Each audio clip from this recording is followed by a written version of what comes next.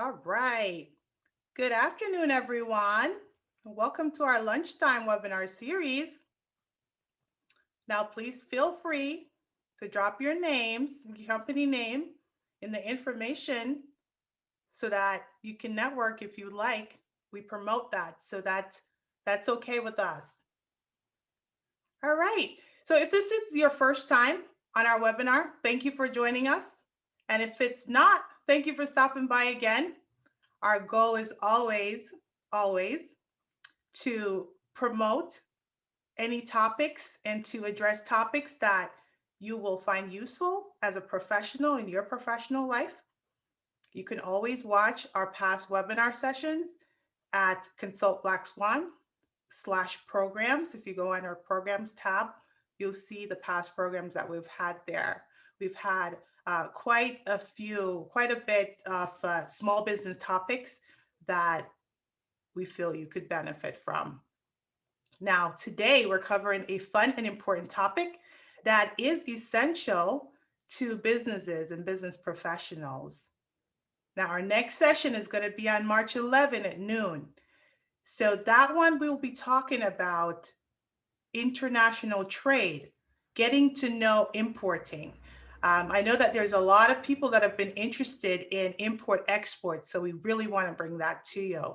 So we look forward to seeing you on March 11. Now, my name is Sidoni Naismith. I am the owner of Black Swan Consulting, Inc. And Black Swan Consulting provides various advisory services, financial planning and analysis. We do training and we support small businesses in a lot of ways. And primarily we do meetings and events as well.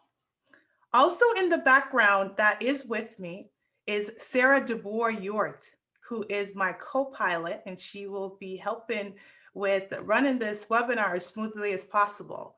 She'll also be interacting with the chat. Now, this program is brought to you by Black Swan Consulting and the MBDA Export Center, which is operated by M. Gill and Associates. Black Swan Consulting is a management consulting firm for Broward County and East Miami, and we provide technical assistance to small businesses under the MBDA COVID recovery initiative. And the Export Center, again, like I said, is run by M. Gill and Associates. Now, I always like to find out where people are joining us from. We've had quite a diverse group of people from different places, and we always want to ask that. So if you don't mind letting us know, running this really quick location what county you're joining us from. So we have Broward County, Miami-Dade, Palm Beach is lighting up right now. We have other counties in Florida, and we have people that are not from Florida. All right, so what I'm seeing that the majority of people right now are from Broward County. Broward County in the house. All right, very good. And then we have some Miami-Dade and Palm Beach as well. So primarily this is a South Florida crowd. All right, that's awesome. Thank you for doing that. Thank you for allowing us to run this poll. All right, now the reason you're here. And then let me say this, please remember that this webinar is for you. So don't be shy. Feel free to type your questions in the chat so we can address them. We'll actually type them in the Q&A box. That way we can immediately see, we know it's a Q&A. It's for you, and we'll address it because I know that you'll be networking in the chat. Now, more on our presenter. Our presenter is Martine Pierre-Paul, and she is the founder of Modern Etiquette and Leadership Academy, which is a modern consultancy. She's coaching young adults and professionals on social graces and business protocol. Martine is also a banking executive with a career spanning over 20 years and has been helping businesses and entrepreneurs achieve their financial goals since 2004.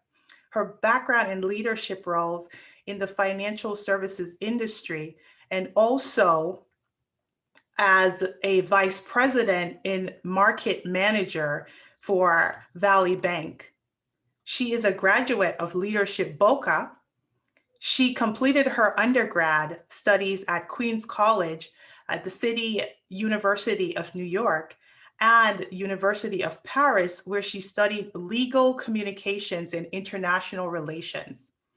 Martine's community involvement is extensive and includes active service to numerous nonprofit organizations.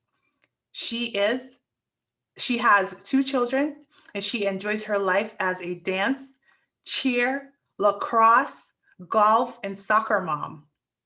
Please join me in welcoming our etiquette coach for the day as we have a conversation about business email etiquette.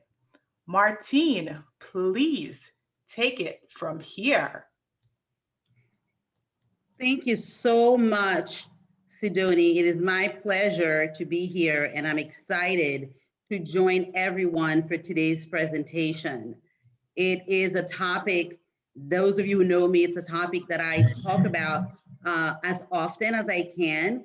And certainly in today's environment, it's important for us to communicate well when writing via email, because as we all know, most of our business right now is being done virtually.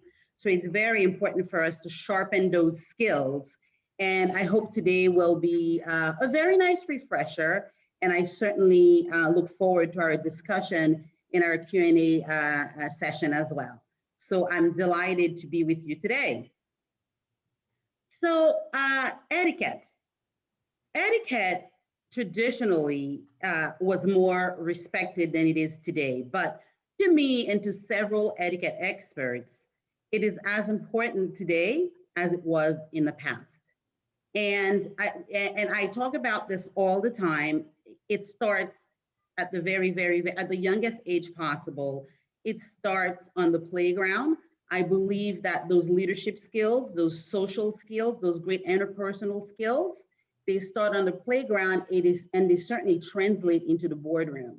Children who are well-mannered, young adults who are well-mannered emerge as leaders, and that translates into their professional lives. And I, of course, you're getting to know something about me. I am maybe obsessed about the Royals.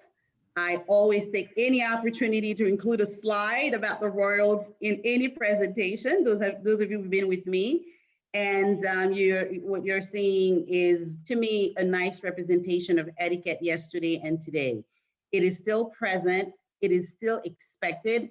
She would still have expected Prince Harry to carry the umbrella for her and to offer his arm. And I happen to love Prince Harry. Regardless of what you hear in the news, I love Prince Harry. I'm not sure about his choices, but I love him. So business etiquette is all about respecting, as well as etiquette in general, is all about respecting other people. It's about how you make other people feel comfortable around you. It certainly conveys a courtesy and a respect when you're interacting with others. And most importantly, the reason we're here today is we're going to talk about electronic mail. We're going to talk about email. We're going to talk about the exchange of digital messages in the business setting, particularly because this is how we're interacting mostly. And we all could see that it's going to continue at least for perhaps the short term. And you know, we've always talked about making very great first impressions, and the same thing with your email etiquette. And to me, it is beyond the first impressions. It's about long-lasting impressions. So as they say, the first 3 seconds or the first 7 seconds that you meet someone, they're just looking at you and they're making up their mind about you. Unfortunately, that is how it is. We all wish it wasn't that way, but that is how it is. It's the same thing with the very first email that you exchange and with additional emails that you send out. So on the agenda today, we're going to talk about email etiquette for business professionals, entrepreneurs like yourselves. We're going to go over some best practices in today's environment as things are not normal. And we're certainly going to go over some do's and don'ts. And we will just I have a special slide for you at the end that I would love to go over. And now we are going to launch a poll in which I would love to get your responses. I'd love to hear what your responses are going to be about this particular question. After 24 hours, the chance of an email being opened is. I'll give you a few seconds to vote.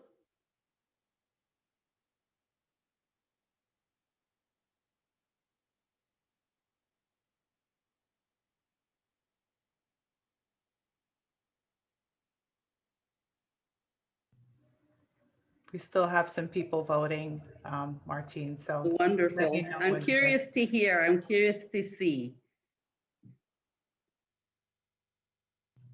I think we're good. Wonderful. So 10 to 25% has voted that it is, 55% of you has voted that it's 10 to 25%. So etiquette experts are actually saying it's closer to 10 and under 10%.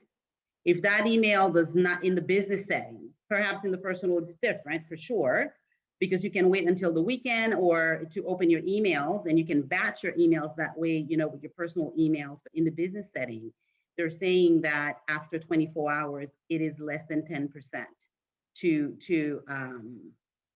for that email to be viewed. So thank you so much for playing. Thank you for participating. I am excited to get started.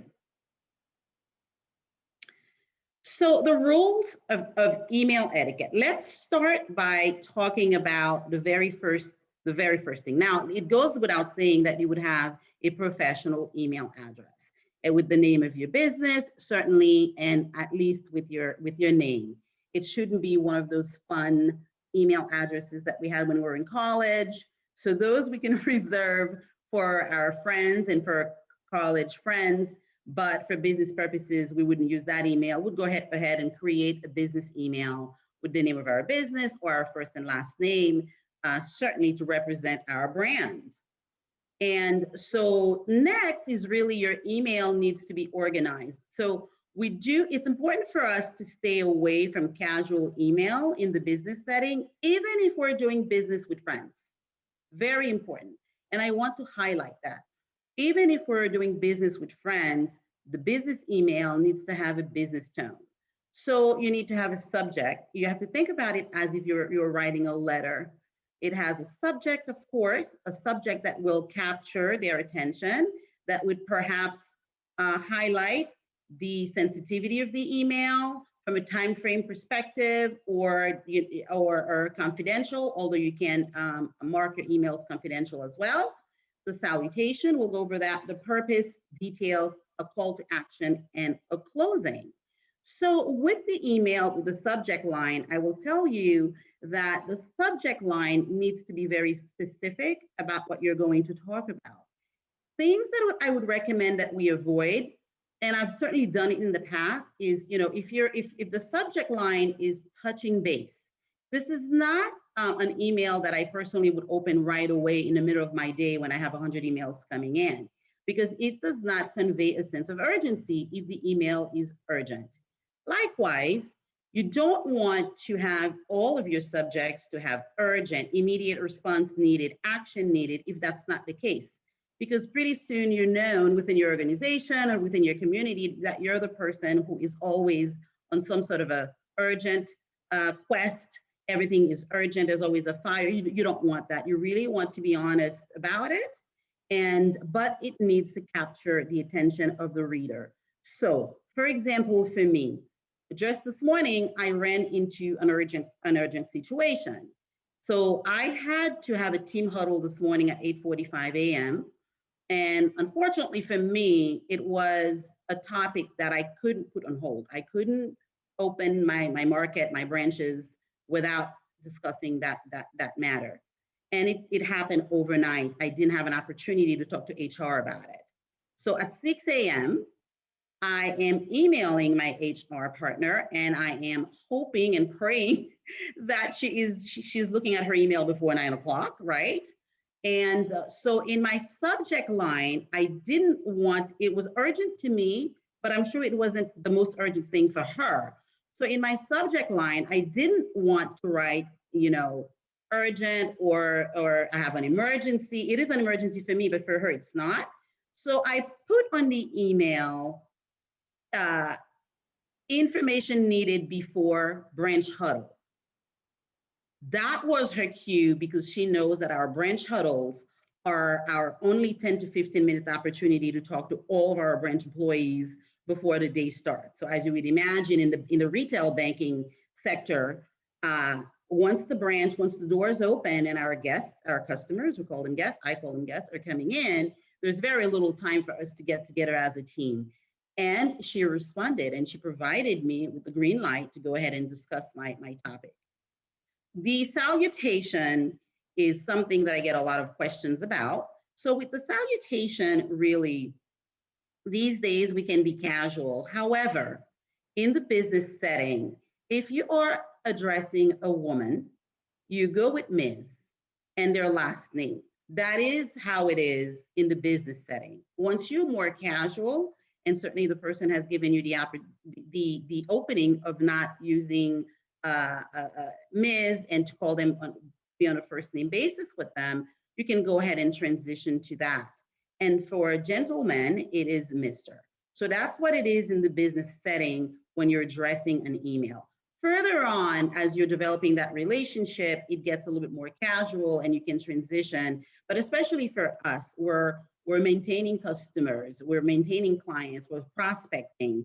We do need to portray a professional image that we have. And the purpose of the email would have to be dictated up front. I definitely like to say, if I'm going to talk about 2 or 3 points, I will put that in the email, especially if I'm expecting a prompt response. And you go in details, but not so much as to write long paragraphs. Because to me, when the email is so long, this is a phone call. It's not really an email. So perhaps you have a phone call ahead of the email, and then you write the email to recap the phone call and the call to action. And certainly you want to close with a greeting. It's always nice to close positively. Hopefully all emails are closed positively. And then I'm going to jump to email signature. For us as entrepreneurs, as professionals, it is a must. We must have our email signature, and it needs to contain your current information, because sometimes, and right now, we've transitioned to working at home, or perhaps we're using a different phone number or maybe a different address. It is very important for you to check it from time to time. It is very nice to include a photo of you in the signature. Certainly you want to have the logo of your business there. And there's one thing that I do see that I don't recommend so much in the business setting is sometimes people will have a quote at the bottom of their email signatures. They'll have a quote. I would say if it's personal, or if it's gonna cause somebody to raise an eyebrow, leave it. Do not include that. But if it's a motivational quote, if it fits within your culture, the culture of your organization, the culture of your business, yes, you can do that. I'm not using one currently, but a lot of people do, and it's of great taste. You can certainly do that. If you have a tagline, you can certainly put it there. Just make sure it's not too crowded. Let me go ahead and circle back to the tone and grammar of your email. Let's start with grammar. It goes without saying, we're all professionals, that the grammar has to be impeccable. And you want to read and reread and go back and correct. Personally, I happen to have a 17-year-old at home. If it's not a confidential email, she happens to be a language arts expert. I have had to ask her, does that look right to you? And I know I can trust her because she is a language arts expert. So I ask her. So ensure that your grammar is impeccable. The tone of the email, though, is a little bit more gray. And that one is so critical, so critical.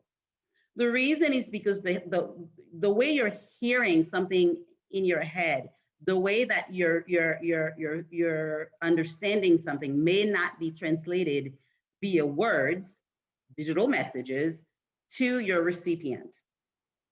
So it is your responsibility as a communicator to ensure that your message is received the way that it's intended. So it's on you to ensure that your recipient gets it the way that you intended it to be sent. So you're responsible for that tone. That is the reason why sometimes, maybe many times, I will admit to you today, maybe many times I write emails that I never send out. I write them, I read them, I pause. Sometimes I'll forward it to myself, and then I sleep on it, and then the next day I decide to delete it and not send it.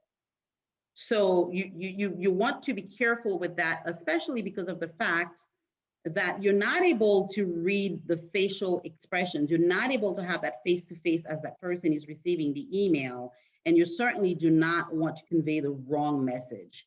So think about the tone of your email as well. It's the same thing for text messages too. And because I know right now we're doing business via text, and it's more accepted today than ever. Even in my world of banking, you would never imagine that we would be texting clients. You know, with bankers, we typically want you to be in front of us. We're having you sign multiple pages, and we're taking affidavit of you, and we want original signatures. But no, we are doing business via text. So I recommend that we're very careful, even if we are doing business via text, to make sure that grammar and tone particularly are the reflection of you that you would love to portray. Next, in regards to replying to emails promptly, this one so I will tell you two things about that. I would say the time frame to respond to the email is certainly what your recipient expects. And hopefully you know what that is. You have a good sense of what that is. All of us have clients that want a response automatically. They want the response right away. So it's for you to have a good sense of what that is. And if you're part of an organization, if you have people reporting to you, working for you, you need to determine what that is. And let me provide you with an example. So for some organizations, it is perfectly fine for you to read your emails in the morning when you come in, you read them at noon, and then before you go home. So, and certainly responding to all emails that come in by 5 p.m. Is recommended, even if you're going to send a response to acknowledge that the email has been received and that you'll be responding in a day or two or in a few hours. Certainly that's acceptable. So you have to go in depth and understand what the expectation is and what the culture is. Now, if you have the type of business where you deal with clients internationally who are on different time zones, they're in Europe, they're in Africa. So you want to ensure that you have your team, your associates, or yourself respect that time frame. So you may have to check emails very early in the morning when they're opening their business day, or late at night, depending on what's going on. So it's different for based on who your clients are and your culture. But I would certainly say, just like for a phone call, if it comes before 5 p.m., acknowledge it and provide a time frame as to when you will reply. In the business world, we're still not expecting that emails that are sent after 5 p.m. will be replied that day. It is expected and understood that it will be the next day. It is that courtesy, that business courtesy exists, except for if you have a business where you're sending an attorney out in the middle of the night, you're sending an interpreter out in the middle of the night, or you have a deal that's happening in Asia. So that's different. But generally speaking, is what I'm conveying here. And next, and certainly not least, the reply and the forward buttons. Just today, I was dealing with that. So when you reply all, let's talk about reply all. Reply all is something that we need to be very, very, very careful with. So for example, today, I received an email that a meeting is being canceled for this afternoon. Now, normally, if you're canceling a meeting and the meeting was scheduled on calendar, you could cancel the meeting on the calendar where it will update the attendees' emails. You can do that. But today, that was a little bit different because the person sending out the email to cancel the meeting was not the person who had originally scheduled the meeting. So she didn't have access to his calendar. It was in the case of an executive and of an administrative assistant. So she sent the email to the whole state of Florida. So there are about 40 of us. And a few people, and her email stated, please note that the meeting is canceled for today. Update your calendars accordingly. A few people thought it was amazing that she sent the notification and decided to thank her, except they replied all. So there were a bunch of thank you and thank you for letting me know coming through. And what I would say about that is unless you felt that the rest of us, the 39 of us, needed to know that you were thanking the person who sent the email, it's really not necessary to copy everybody. It's a distraction. So I would say to think about who should be included in that reply all for that perspective, because often your response could be irrelevant to everybody else. So, and you know, with the influx of email coming in, so just I'm always cautious of that. And I would encourage you to do the same.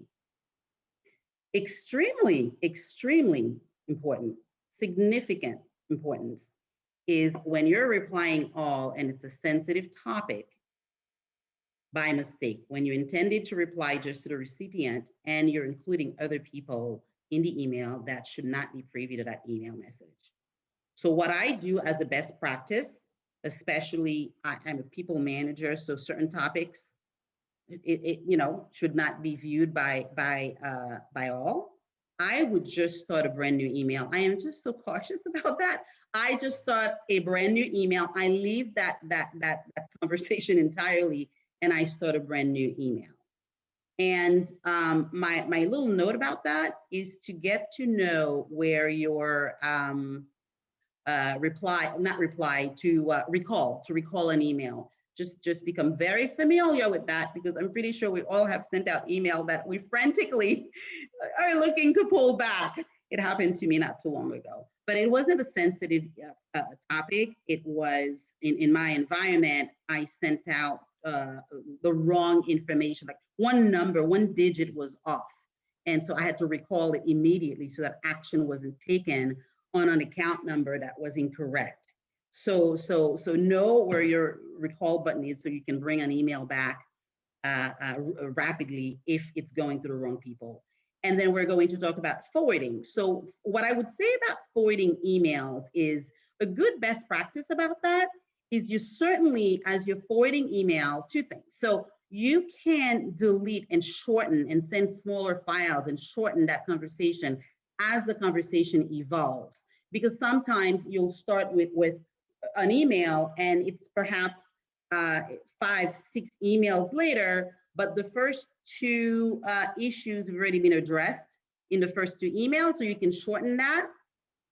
And certainly what I would say about forwarding emails is to ensure that you always have current information for you as far as your signature line. Because, for example, if you're trying to set an appointment with someone, it might take a few emails before we decide, okay, we're going to meet tomorrow at 10 a.m.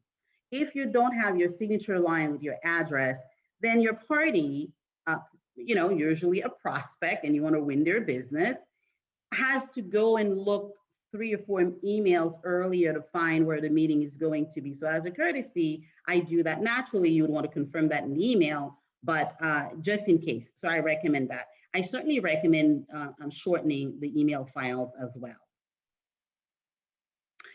Okay, so moving on, Let's talk about some best practices, some of which I've already gone over. We've talked about the subject line as touching base and urgent. Be careful with that. We do want to talk about humor and sarcasm and emojis. I know a lot of people are using that. So I definitely discourage humor and sarcasm. It's the same thing with the tone of your email as well as text. It might be funny to you, but not funny to your recipient, especially when you can't see the body language, because the body language says so much. You know when to stop, you know when to continue, you know if the humor is really humorous to the other person. So I don't encourage that at all in the professional setting, in the business setting. And with emojis, I know they're fun, but not everybody knows what they are, or not everybody knows how to reply to you as well.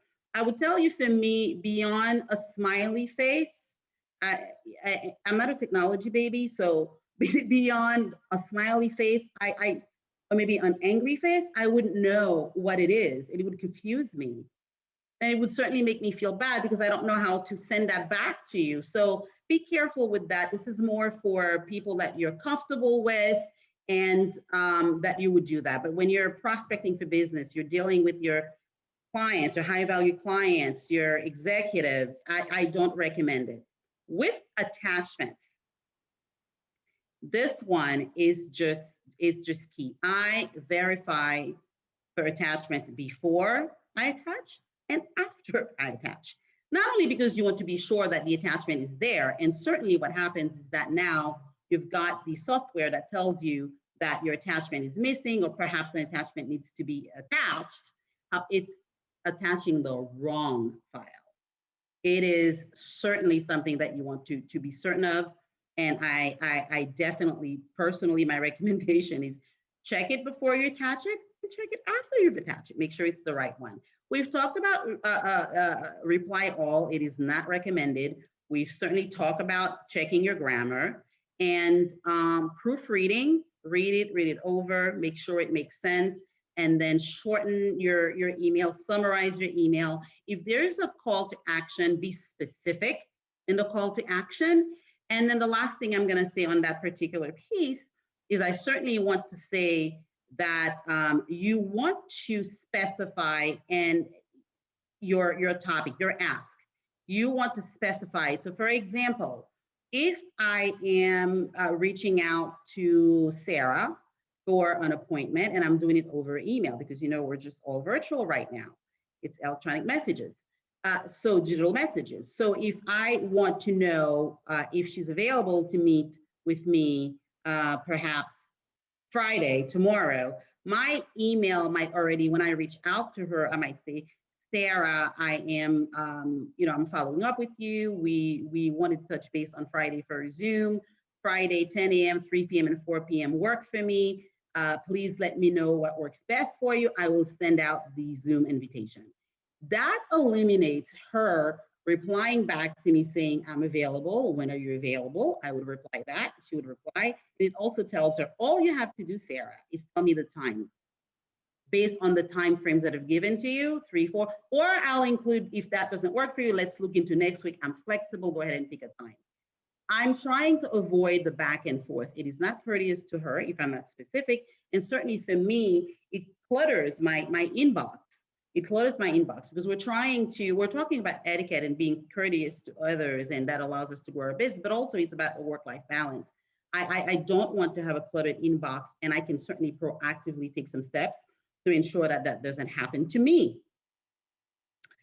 Okay. So we talked about on the agenda was email tips and tricks. And those of you who know me, you know that I never, ever end a webinar without taking up the opportunity to do a refresher on the $1 million meal. We all have had these $1 million meal, or perhaps the $1 million, the big job meal. Because as you know, business before the pandemic, business was primarily done, especially if you're prospecting for business, you're entertaining clients, you're wining and dining clients, it is over a meal. I tell people all the time, and that's my passion for etiquette. My passion for etiquette started before I started my banking career. However, I will tell people that as a 20 plus year banker, I spent more time whining and dining clients versus crunching numbers. I was not with spreadsheets. I have not been with spreadsheets crunching number. The focus of my time was with clients, whining and dining them. And I'm pretty sure it's the same thing for you. So I always take the opportunity to do a very brief refresher on our table, on our dining skills. And especially if anybody on our webinar today is either looking for business opportunities or employment opportunities right now, particularly not necessarily during COVID, but we're getting back into the face-to-face. A lot of first meetings were held over coffee and over lunch. So let's go ahead and do that. If you would please do that with me. So what I want to do here is I want to do a very brief review of the table setting and the place setting. And this is something that I'm passionate about, because this can cost you a job. This can cost you a client for many reasons. We can talk about this for hours, but today we're just going to focus on where you find your utensils. And I'm delighted to present that to you. So I'm going to give you a little trick. If you would please write down the letters BMW. BMW. No, we're not all going to buy BMWs after the webinar today. We're not doing that, although that's my favorite car. So yes, let's just go ahead and buy one today. But write the letters BMW. The letters BMW will, and I guarantee you, always allow you to never misplace or be confused about your bread plate, your meal, and your water. Typically, you know where your meal is, but it's the bread plate, the bread and the water that creates confusion, especially when you are attending a luncheon, a networking event, and where typically they used to place us around the catering tables, the tables that are with more than anything more than 8 people creates confusion, because we're typically elbow to elbow. And I'm sure it's happened to you before, where somebody took your iced tea or somebody grabbed your bread. So it's happened. So in order for you not to take somebody else's iced tea or not to take somebody else's bread, remember BMW. BMW stands for bread, meal, water. When you present yourself in front of a table, whether it's a wedding, whether it's a luncheon, or whether it's a 2-people dinner, or at home, this is the way that we should be setting our table. And it's a good best practice for the kids to give them a picture and to allow them to set up the table for us at home, those of us who have children. I will tell you that, of course, at home, you're not necessarily going to have a bread plate, but let's go over the typical table setting. So BMW, bread, meal, water. When you present yourself in front of the table before you even pull the chair, if the waiter is not pulling your chair for you, on your left will always be your bread, B. Your meal it's obvious, it's in the middle, and your water is always on your right. It is never, ever anywhere else. It's always on the right. And with that, you could see the water glass. Here we're showing wine, red and white, because yes, you don't serve white in the same glass that you serve a red. But for us as business professionals, since we typically will not drink during business hours, and we can host happy hours for our clients, but typically if we're talking business or if we're interviewing and hiring, we're doing this over lunch. You would not see the wine glasses, but you would certainly see a water glass. And then very often we get an iced tea glass, or perhaps some people prefer a Diet Coke. You would see that glass would resemble the water glass. So BMW, your bread is always on your left, your meal in the middle, and your water on your right. Now, if somebody takes your bread, and it's happened to me, you do not mention that at all. I don't. I will go without bread for that day. I'm sure I can go a day without carbs. Or I would very quietly ask my waiter, the wait staff, when they come around, if I would please have a roll or a piece of bread. And they typically know what happened when you ask that question. It's the same thing. If somebody grabs your water or your iced tea, You don't go around the table asking, let's just see, I'm missing do you have your iced tea? Do you have your bread? That is not, and I am sure you have heard it, you've seen it, and you want to diffuse the situation. You do not want to raise attention to the person who's taking your bread or your water. That's what etiquette is all about. It's about making other people feel comfortable. It is not about displaying your meticulous table manners skills. It's not about that. It's about making other people around you feel comfortable. You go without the bread for the day. The water, you would want to ask your wait staff for a glass of water or a glass of iced tea, but you certainly do not raise the attention. And now what I would say about that is your napkin, as you see, is there. There are 2 forks. This tells me automatically that we're going to have a multi-course meal. We're going to certainly have salad. In America, we're talking about the American style of dining. I will tell you there's also the continental style of dining. This pertains to the American style of dining, and this is what we see typically here in the United States. So you always start, if you're unsure about which fork to use, always start from the left, from the outside in. Work your way in. If the wait staff or the person that set the table did it correctly, it will represent the order in which your meal will be served. Your dishes will be presented to you. So this tells you that you're going to have a salad first. You're certainly going to have an entree because you've got your dinner fork there. And then you can see that your knife is on your right side, on the right. Teaspoon of coffee, and then your soup spoon. Certainly you're going to have a soup, and the soup bowl is not here.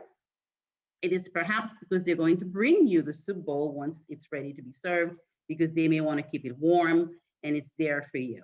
And above, you do see that there will be dessert that will be served. And then above that, there's a place card. The place card is usually for social gatherings.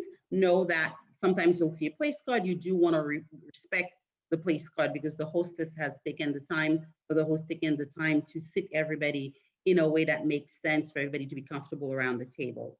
The last piece I will say about the tea or coffee is I will tell you, if you do not want coffee and you do not want tea, it is not necessary to flip your cup upside down. That's not necessary. A lot of people do that. When the wait staff approaches you, you can smile and wave your, and just do a show of the hand. They'll know that you don't want tea and you will not be having tea or coffee today. It's really not necessary to put it upside down and to make a grand gesture of flipping your cup. That's really not something that you want to do.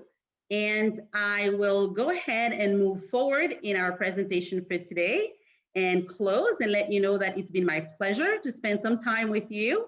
And I will say that I am excited that Sidoni and Sarah had put this presentation together for us. It has been an honor to be with you. And with that, we will go ahead and jump into the Q&A portion of our presentation today. Wow, wow, wow. We got an in-depth presentation. We learned a lot, and we got extra tips. Who knew we would have learned about BMW today? Awesome. Thank you so much. I thoroughly enjoyed that. And the audience, from the comments that we were getting and all of that, we're getting a lot of comments in the Q&A. I can tell people are really just enjoying this conversation. All right, so we do have questions. We have some questions that came in. Sure. If you're ready to address, let's go. Absolutely, it's my pleasure. Wonderful. All right, so the first one is really quick. Let's talk a little bit more. I think you mentioned before about timing of email. Can you go over that again? This is regarding time, when if it's late or so. Can you go over that really quickly again? What your recommendations are? It is still recognized that the workday is it's a 9 to 5. We all know it's not. So for emails that are coming after 5 p.m., you don't have to feel that you have to answer them unless it's a client or somebody who needs action that night. But don't feel that you need to reply after 5 p.m. It is understood that you would reply the next day when you get back into the office. Now with clients, with businesses that have international clients that deal internationally, That is something within your culture, the culture of your company, that you would establish so your staff, your associates know that it is expected that they would check their emails perhaps at 6 a.m. or perhaps at 10 p.m., depending on who you serve. But typically for the business setting in general, it is the 9 to 5. You can, and if an email is coming in at 5 to 5, you can certainly send a quick reply saying, I've received your email, Sidoni. Please look out for my response tomorrow after 12 p.m. Have a great evening. We'll talk tomorrow. That's great advice. You know, in today's day and age, people do feel they have to respond right away, regardless of the time. And sometimes I'm even at fault for that. So please, so thank you for mentioning that, because there are times when you do need to disconnect and to, you know, tomorrow's another day. You can respond to the email the next day. And as someone had mentioned in the chat as well, that today you could either even schedule your emails. So you really don't have to, if you're thinking about, because I'm very cognizant of time as well, if and when I'm sending emails, but then sometimes I will tend to say, hey, you know what, they could look at it tomorrow when they wake up. I'm just gonna send it now. But Yeah. they are, the person that mentioned that was right. You can schedule the email and it can go out at 8 a.m. or 9 a.m. So that's great. That's a great tip. I will, thank you for the gift. I will include that in the presentation. That is true. That was Schedule one of them. our attendees. Thank you. All right, great. Another question. Is it okay to reply to an email without addressing the person if you already have been emailing back and forth? No, you want to address. You definitely want to address. So as the emails are coming in, you would want to say, you know, good morning, Sidoni, good afternoon, hello, Sidoni, because we're casual now. You do want to acknowledge the person's name. And one more piece about that I forgot to mention, and it goes without saying, but we want to be sure, especially with people that we're interacting with for the first times, be absolutely sure that you're spelling the name of the person the right way. So you might have gone to a networking event and you ran into someone and you're going to send them an email asking for the appointment, right? That's the next step after the networking. You meet for a few minutes and you connect, and then you're going to have an actual meeting. If you don't know, you can pull the person up in LinkedIn. You can do some research to ensure that if you don't have the business card, that it's the proper spelling. But you do want to use the person's name, but you can go to hello or hello again, Sidoni, good morning, and you acknowledge that. Okay, great. Thank you. I see that a lot, very often. So thank you for I'm glad that. that helped. All righty. There's another one that's asking about, it says, what about accolades and awards and also media links? So accolades and awards. I can only assume, do you have any additional information on that, Sidoni, or no? So if the person could. Social media links are acceptable depending on the culture. So for example, for me, it's not, because I'm in banking, we're heavily in the financial services industry, we're heavily regulated, so we're limited to what we can put. But it is acceptable for you to, if that's the question, to include as part of your email signature, if you've got, you know, the LinkedIn, the Twitter, the Facebook, the IG, it is acceptable to do that. Just make sure that it's just not too busy, but it's perfectly acceptable to do that. Certain industries do not allow that. Okay, I think she's clarifying. She said on the signature line, if you add your certification and awards. Well, So yes, absolutely. So if I am, for example, a private banker, or if I have certain certifications, that would encourage someone to do business with me, because if you don't have it, it creates a lack of trust in your skill set, and it doesn't give you that credibility. Yes, you can include that. So a lot of people do that. I would just be careful not to overdo it, because after I've seen 2 or 3, I'm like, okay, I get it.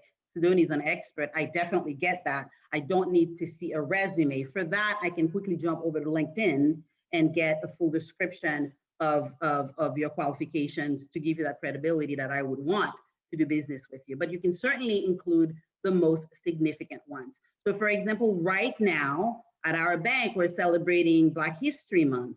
A lot of us have a little blurb about Black history at the bottom of, although banking is very conservative, but we're doing it. And we have a little blurb about that. We use a different logo. That's for short term. That's coming up at the end of the month. You can do that. And so if somebody wants to see everything that I'm doing or everything that we're doing about Black history, they can go onto our LinkedIn or on our website and see that.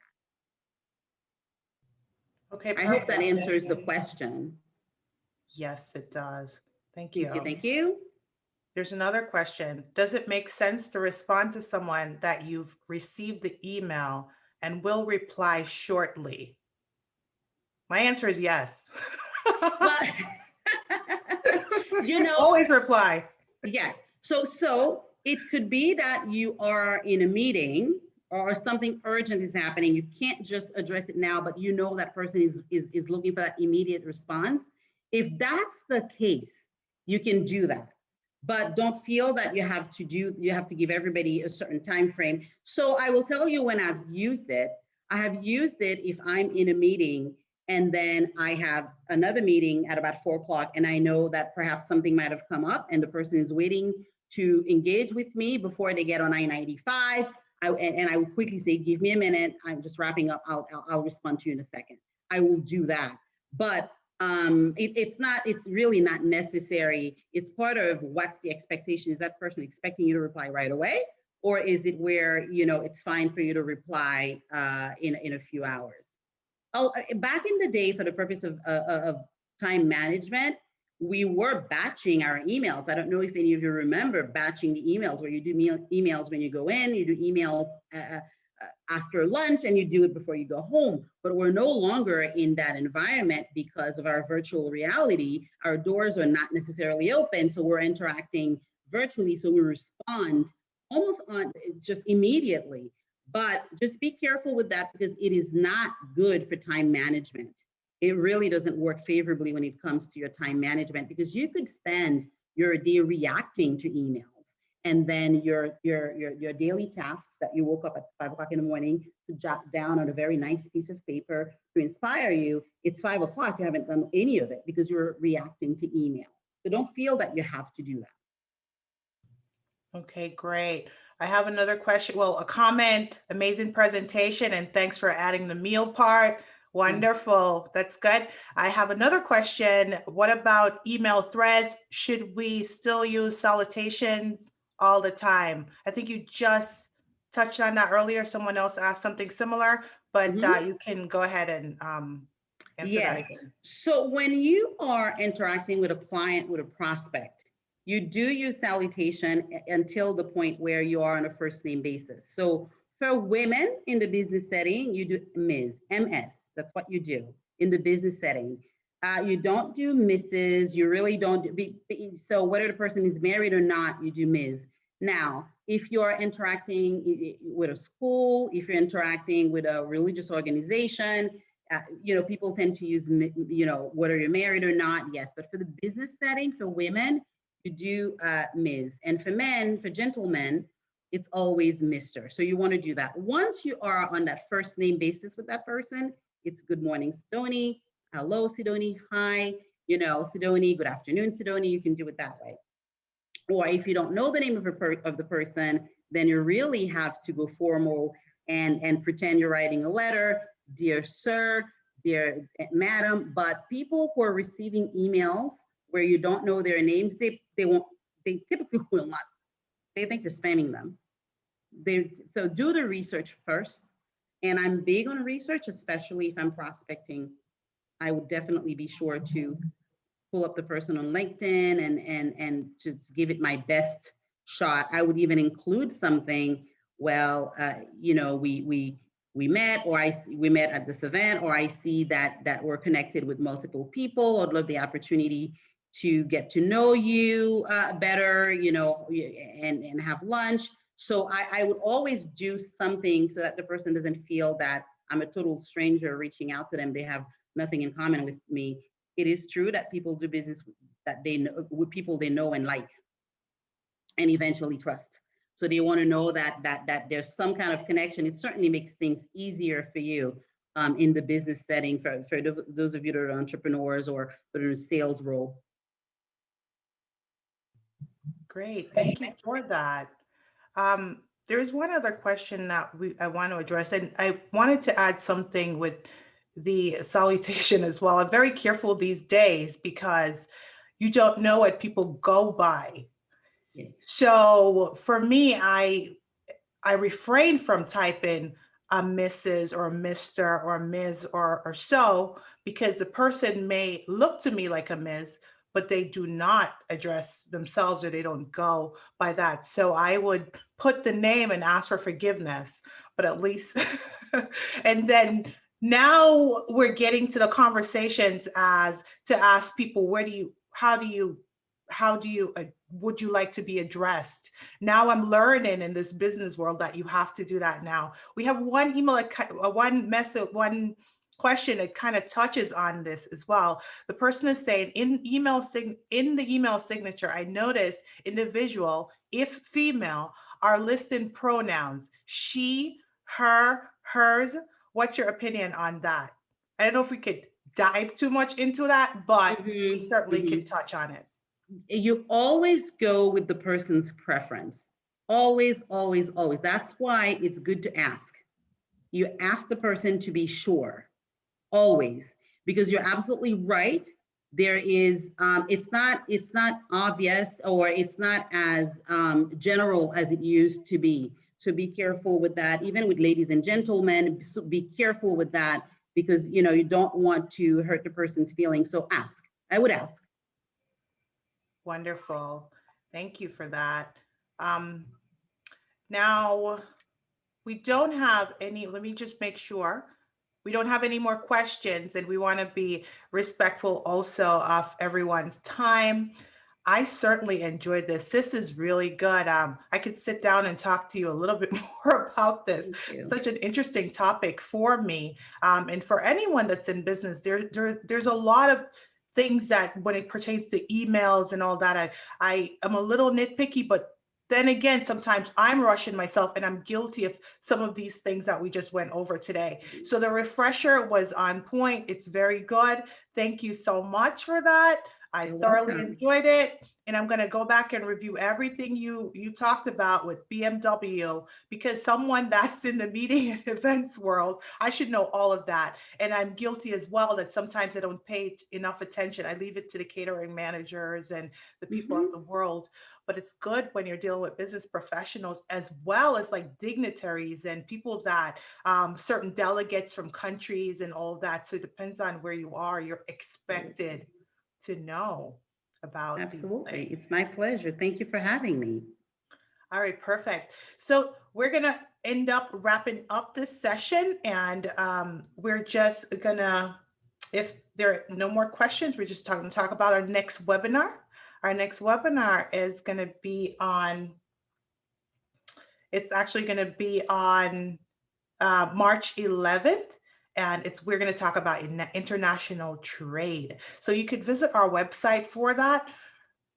We're talking about getting into importing in particular. So the website is Consult Black Swan, and you will look under our programs tab, or you could just go to Consult Black Swan programs. We also have a link that takes you directly to sign up for the next webinar. I'm not sure if Sarah had already posted it, but you can always go to the website to find that. And this is what we do. We try to bring you topics in the business world. Sometimes they're not conventional. Sometimes they're just, it's important to just touch on these little things like today. They're little, but they're a lot, because it could be a make or break in that deal that you're trying to make, or that connection you're trying to make with that company or a procurement office or so. Thank you again. Thank you, Martine. Thank you, Sarah. And thank you, audience, for joining us. We'll see you next time. Bye-bye. Thank you.